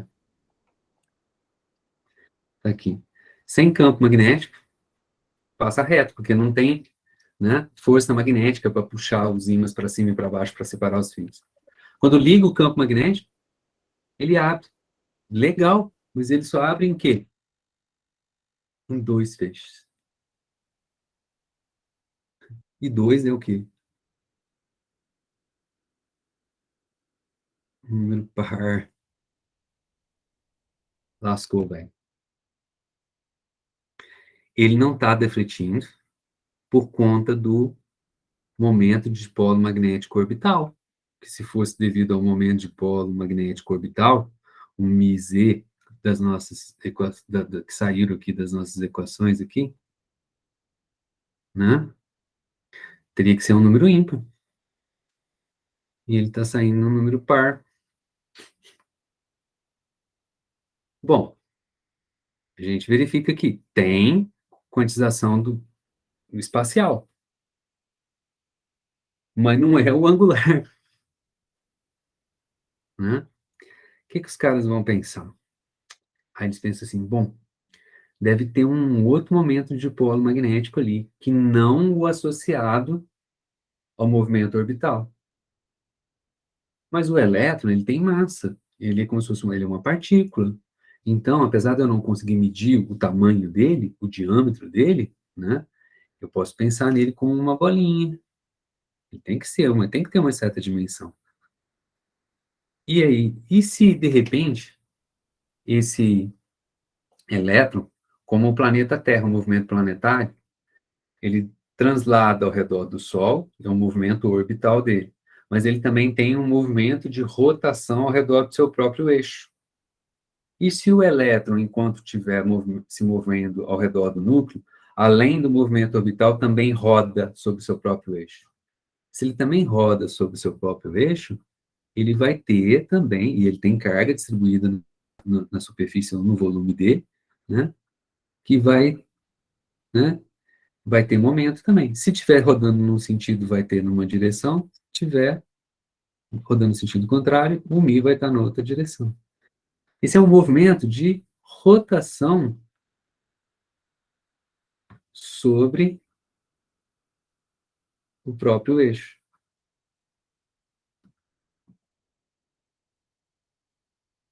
Que no inglês se chama de quê?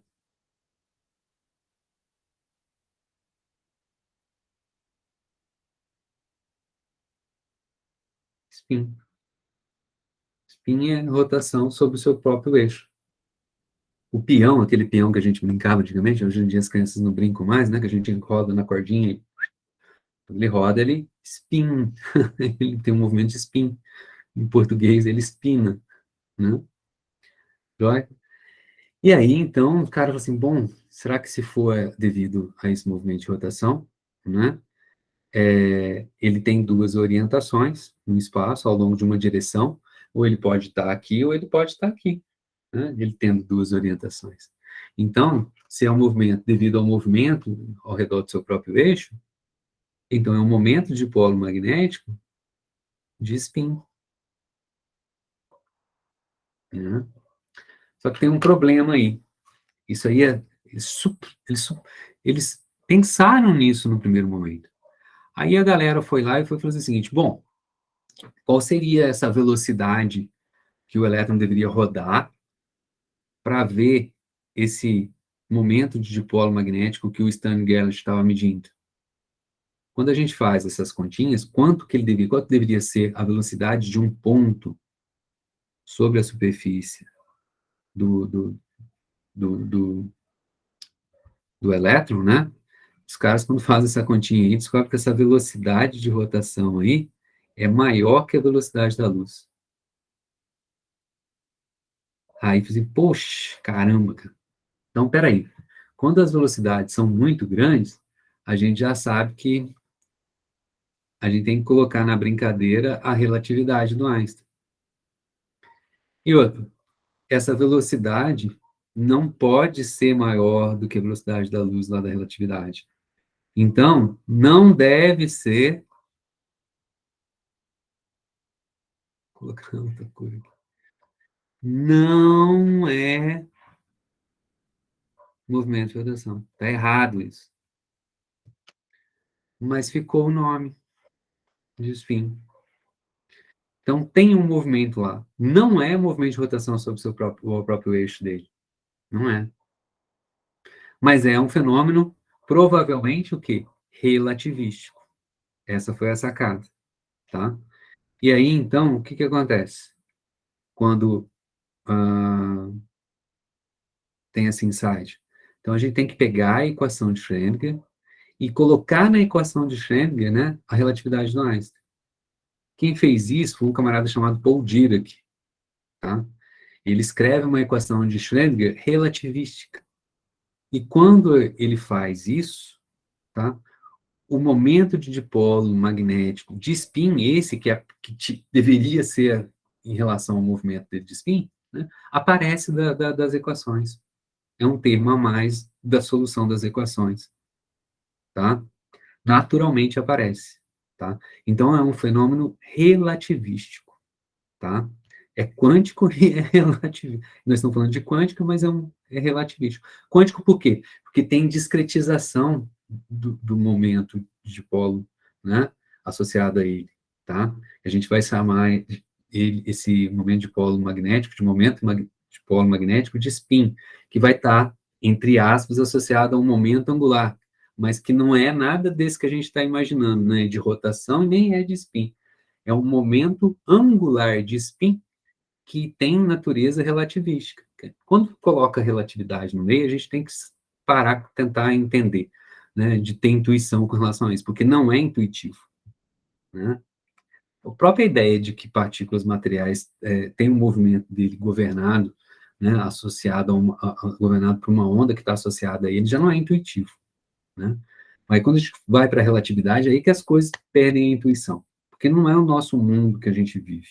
Né? A gente vive no mundo quântico e relativístico, mas os fenômenos quânticos são ínfimos, pequenininhos, a gente vive num mundo macroscópico, e os fenômenos relativísticos são, né, de natureza grande, né, grandes energias, grandes velocidades, então, né?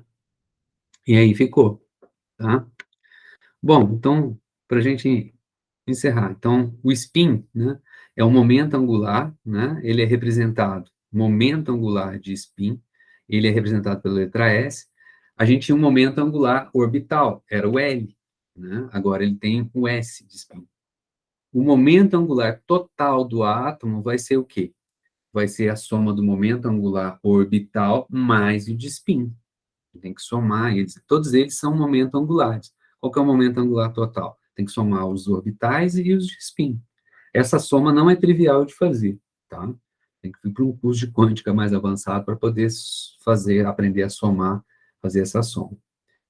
O S, ele é quantizado da mesma maneira, né? Quando a gente fala quantizado, ele é discretizado da mesma maneira que o L é. O L, ele era dado por, o momento angular orbital é raiz de L mais 1, H barra. O S, né, também vai ser, né, dado, não está aqui, vai ser igual ao o S grandão, né, putz, vai ser raiz quadrada de, cara, e agora, né, o S maior é esse cara que tá aqui, né, o cifrão vai ser o número quântico, né, S mais 1, H barra, tá? E o SZ vai ser associado ao MS. Esse sim aparece para a gente. MS é o número quântico magnético de spin. E quais são os valores dele? Eles têm duas orientações no espaço, não tem? Duas orientações no espaço. O ML variava de que jeito? O ML era menos L, né? Vai indo, zero, né? Vai indo até mais L. De quanto em quanto? Vamos dar um exemplo. L igual a 2, então ml é menos 2, menos 1, 0, mais 1, mais 2. Quanto que é o delta daqui para cá? 1. Quanto que é o delta daqui para cá? 1. Quanto que é o delta daqui para cá? 1. 1. Ele vai de 1 em 1. Só que agora, o ms, eu preciso de ter dois valores. Só que eu tenho que representar o quê? Um delta de 1. O zero está aqui no meio. Então, para ter só dois valores, zero não conta. Mas para ter um delta de 1, eu preciso de ter um menos meio,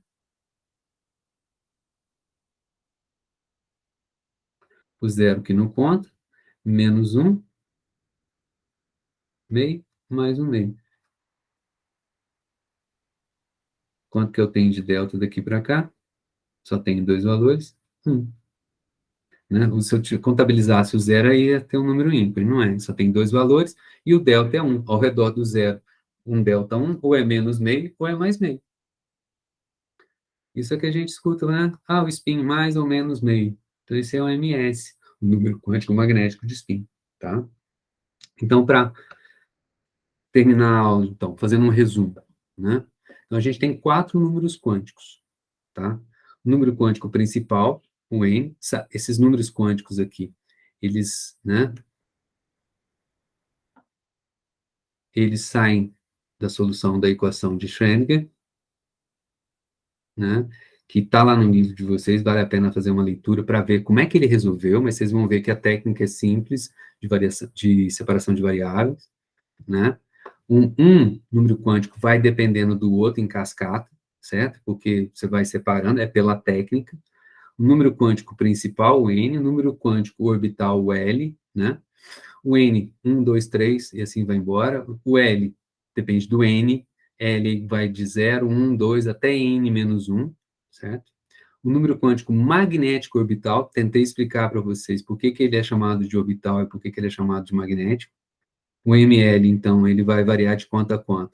De menos L até mais L, passando pelo zero, ou seja, do número 2L mais 1 de valores para o ML. E, né, vai aparecer um outro cara, aqui, um quarto número, que não sai das equações de Schrödinger, mas sai das equações de Schrödinger relativísticas, tá? Que foi experimentalmente, primeiro, experimentalmente medido, né? Que é o de spin ms, e da mesma maneira que o ml varia de 1 em 1, o ms varia de 1 em, de mais meio e menos meio, né? E são só apenas dois valores. Ele é um número que a gente fala assim, é intrínseco do cara, não dá para escrever, tá? E aqui uma tabelinha, né, para o N em função das camadas. Isso é legal da gente colocar, porque o que a gente aprende lá no colegial, no ensino médio, é isso daqui, né? Lembra que, os elétrons estão em camadas, camada K, L, M, N, O, e assim vai embora? O que significa a camada? Cada N corresponde, no modelo atômico do Bohr, lembra que para cada N, né, o raio de Bohr, né, ele era N ao quadrado vezes um valor, que esse cara aqui é uma constante, 0,529 angstroms. tá? Então, para cada N, você tem um raio, né? Que são as camadas. Então, para N igual a 1, era a primeira camada, K. N igual a 2, segunda camada, L. 3, N igual a 3, camada N, tá? E essas são notações antigas, lá do século XIX, que vieram lá dos espectroscopistas, o Balmer, o Lyman, o Parrin lá, né? Tem origem lá na espectroscopia.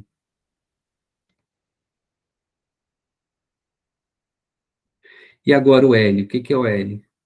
O L varia, né? Depende do N, claro, mas ele tem valores, né? De 0, 1, 2, 3, né?